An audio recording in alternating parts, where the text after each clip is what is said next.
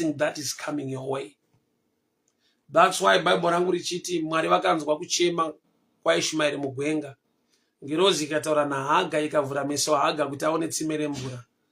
Why addressing munhu asinganzwa kuchema? Iro shoko richiti Mwari vanzwa kuchema kwemwana. Mwana anogona kuchema zvinoita kuti anzwike, asi haagone kushanda netsime. Saka denga rinoadresa mai vanova Hagai, kuvhura Hagai meso kuti aone tsime nemvura, agopa mwana anonzi Ishmael, nyanga ari Ishmael anzwika. Nechikonzero chekuti stage ina Ishmael, he is good at crying, but he cannot control, manage or discipline himself pachinhu chinonzi tsime.